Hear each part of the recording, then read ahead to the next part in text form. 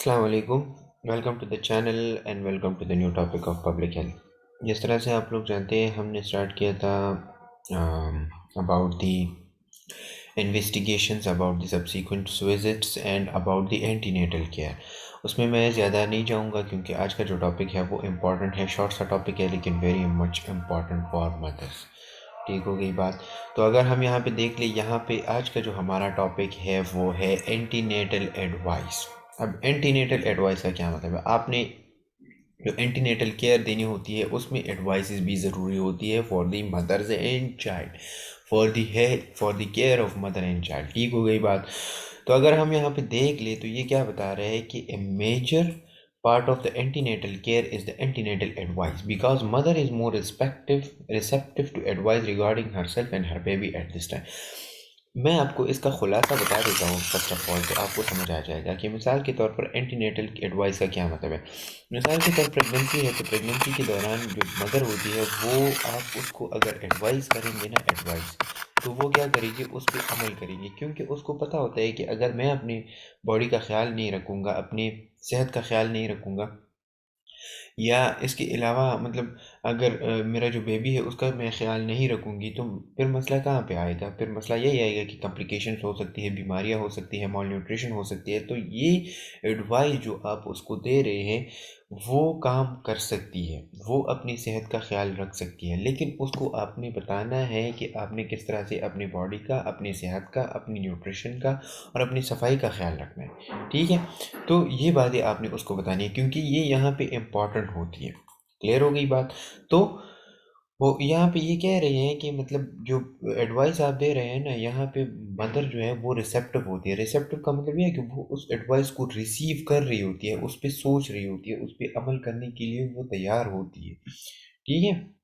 Then at another times that this advice should not be restricted to the specific problem of pregnancy and a delivery but involves family and child health care also. The following points should be discussed in particular.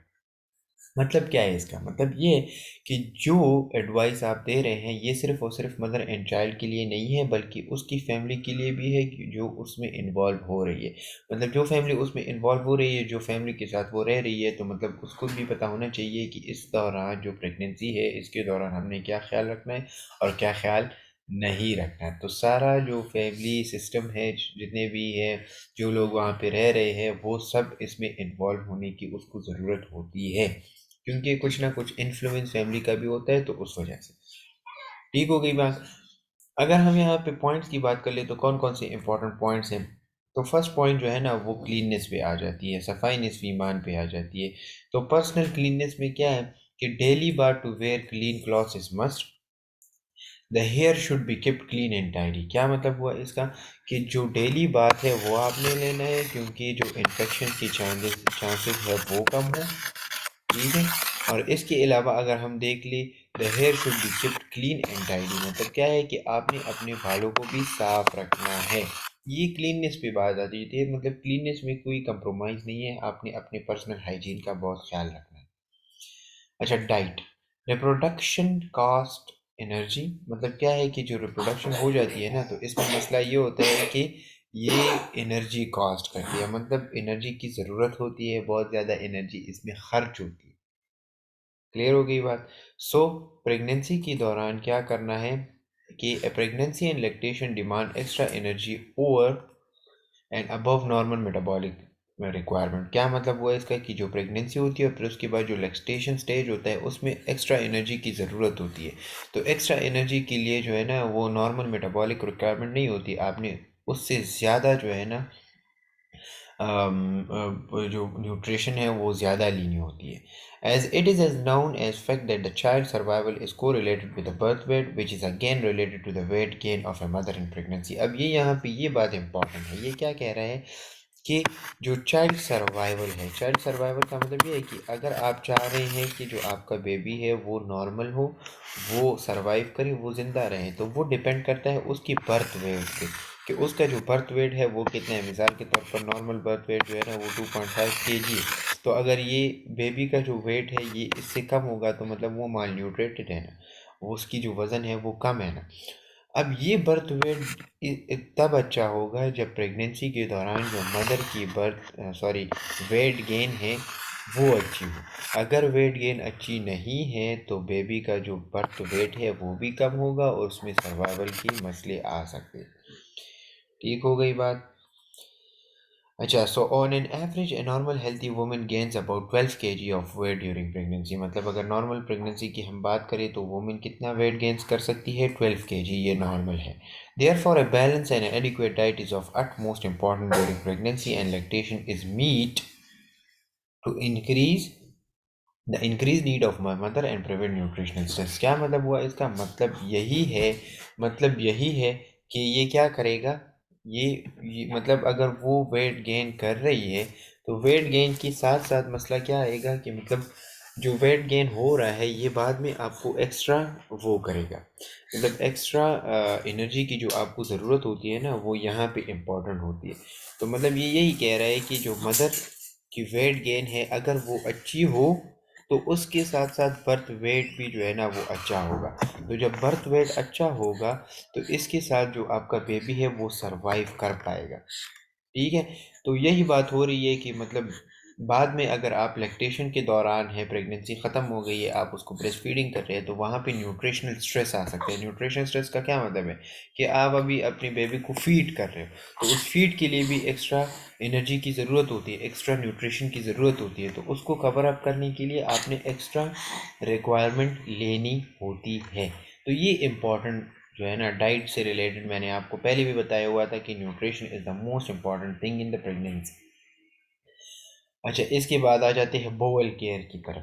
So constipation should be avoided by regular intake of گرینی leafy vegetables fruits and extra fluid. کیا مطلب ہوا اس کا کہ constipation نہیں ہوتی. Constipation بڑا مسئلہ کرتی ہے پریگنینسی کے دوران. تو یہ بات آپ نے یاد رکھنی ہے. آپ نے اس کو بتانا ہے کہ اگر مثال کے طور پر آپ کو کانسٹیپیشن ہو گئی ہے یا پہلے تو آپ نے اس کو ایوائڈ کرنا ہے، مطلب آپ نے پہلے سے ہی گرین لیفی ویجیٹیبلس فروٹس اور ایکسٹرا فلوئڈز لینے ہیں. ٹھیک ہے. اگر آپ اس کو لیں گے نہیں تو مسئلہ کیا ہوگا؟ مسئلہ یہ ہوگا کہ آپ کو کانسٹیپیشن ہو.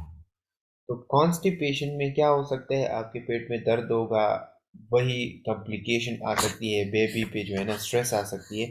تو یہ باتیں آپ نے یاد رکھنی ہے کہ ٹو اوائڈ کانسٹیپیشن آپ نے green leafy vegetable fruit and extra fluids لینے ہیں. ٹھیک ہو گئی بات. اچھا اس کے بعد ڈینٹل کیئر کی بات آ جاتی ہے. سو oral hygiene should maintain regularly, کیونکہ یہاں پہ آپ نے یہ بات یاد رکھنی ہے کہ جتنی بھی انفیکشنز وغیرہ ہوتے ہیں نا، جتنا مطلب ہمارے باڈی کا جو گندا پارٹ ہوتا ہے وہ ہے ہمارا اورل ایریا. کیونکہ سب کچھ ہم کھا رہے ہوتے ہیں، یہ ایک اوپن ایریا بھی ہے تو مطلب یہاں پہ جو مائکرو آرگینزمز ہیں وہ بہت زیادہ ہوتے ہیں. تو اگر ہم اپنی دانتوں کا خیال نہیں رکھ سکتے تو مطلب اس سے بہت ساری انفیکشنز ہو سکتی ہیں، بہت ساری بیماریاں ہو سکتی ہیں، اسٹمک انفیکشنز ہو سکتی ہیں، اورل انفیکشنز ہو سکتے ہیں. تو یہ بات آپ نے یاد رکھنی ہے کہ مطلب آپ نے اس کو بتانا ہے کہ بال کیئر تو آپ کر رہے ہیں لیکن اس کے ساتھ ڈینٹل کیئر بھی آپ نے کرنی چاہیے کیونکہ یہ امپورٹنٹ ہے فار دی ہائیجین. کلیئر ہو گئی بات.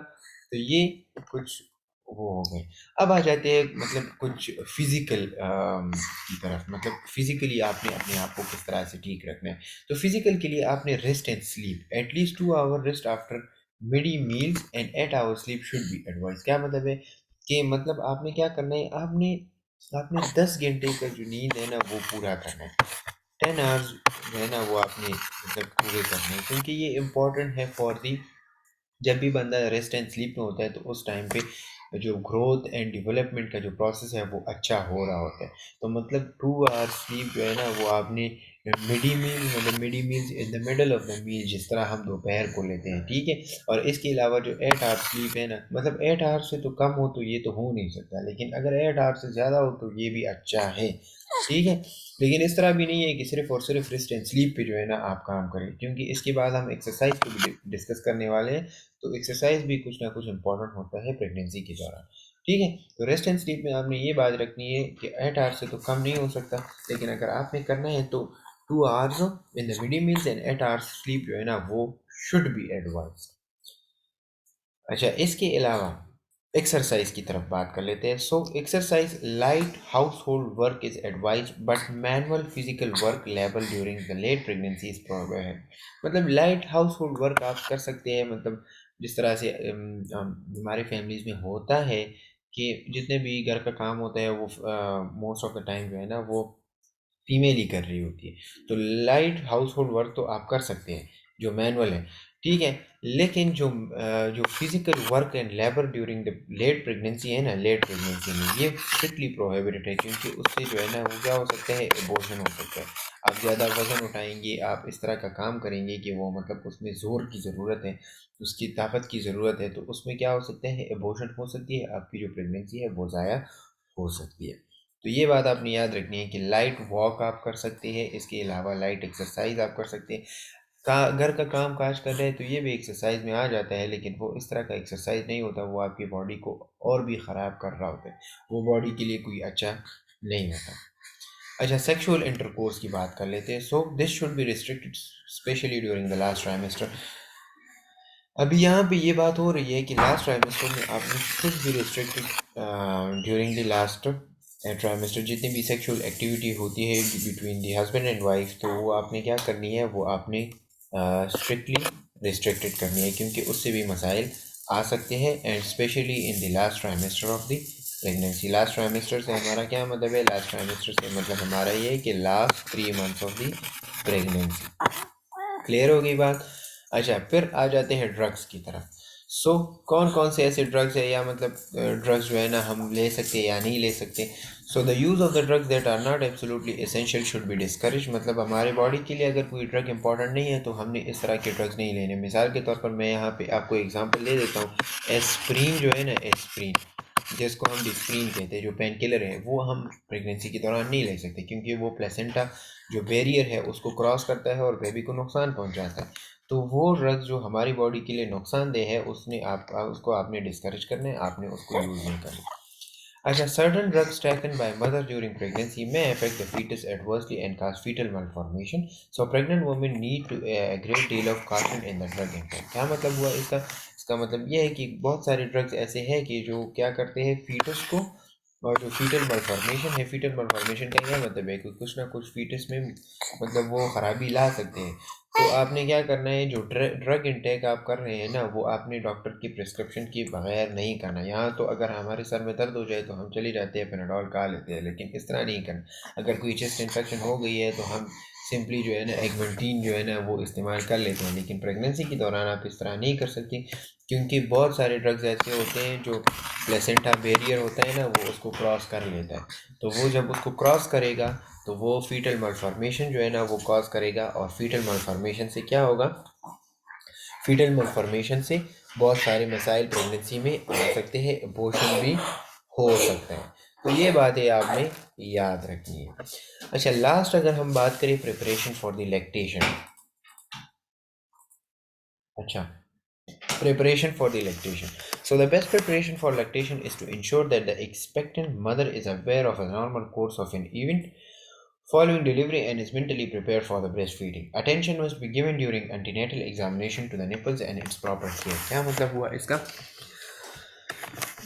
کہ جب بھی آپ فزیکل ایگزامینیشن جو اینٹی نیٹل کیئر میں آپ کر رہے تھے، آپ نے اس کی دوران میں نے آپ کو بتایا ہوا تھا کہ ایک آپ نے کیا کرنا ہے، یہ بریسٹ ایگزامینیشن بہت ضروری ہے، ٹھیک ہے.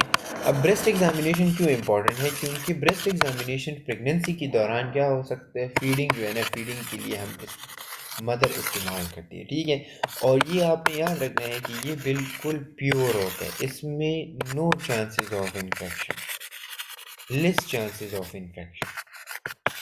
جو مدر فیڈ ہوتی ہے نا، اس میں لیس چانسز آف انفیکشن ہوتے ہیں.